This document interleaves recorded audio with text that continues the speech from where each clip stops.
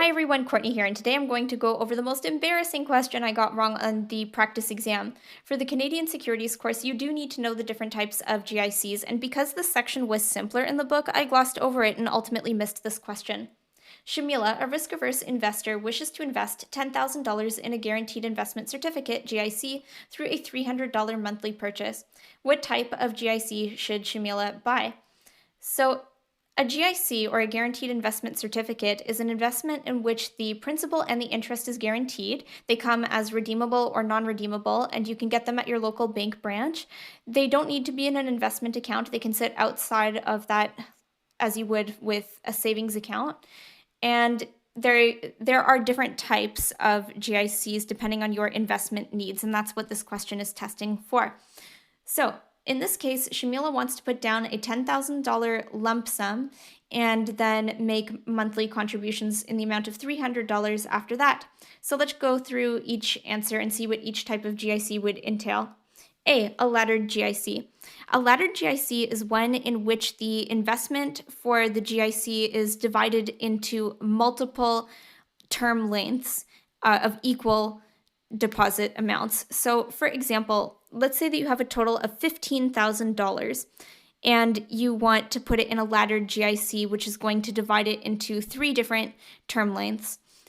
That means that you would divide your total amount, $15,000, by 3 because you've got 3 different term lengths, and you would put, let's say, $5,000 into the first term length, which let's say matures after 1 year, $5,000 into the second term length, which would say mature after 2 years, and finally the last $5,000 into the third term length, which we'll say is 3 years. And as each one matures, you have the option to either redeem the funds or reinvest them. And the advantage of the laddered GIC is that because of the diversification, it reduces the interest rate risk. So because this question doesn't say anything about evenly dividing the funds between multiple term lengths, it's definitely not a laddered GIC. B, interest rate linked GIC. So this is what it sounds like. The GIC interest rate here would be linked to other rates, such as the bank's prime rate, the bank's non-redeemable GIC rate, or money market rates.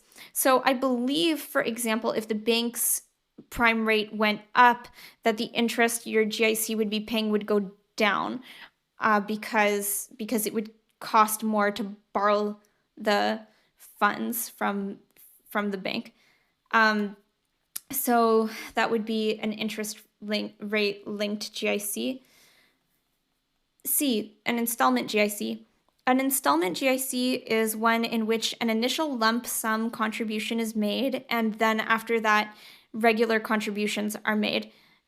So an example of this is actually in the question. This is the correct answer because in this case, Shamila wants to put down a lump sum of $10,000 and then she wants to contribute $300 monthly after that. So this is definitely an installment GIC where you have a lump sum and then you have frequent payments after that. Finally, D, an escalating GIC. That's one in which the interest rate increases over the life of the GIC. So, for example, let's say that in the first year, the GIC pays 1%. In the second year, it pays 1.2%. Third year, it pays, let's say, 1.3%, and so on. So that would be an escalating GIC. Finally, one which is not mentioned here is an index-linked GIC, which is linked to a certain index. So for example, you might buy a GIC linked to the S&P TSX Composite Index, and if it had some kind of participation rate, then you would benefit as the rate increases, or as your benchmark does well.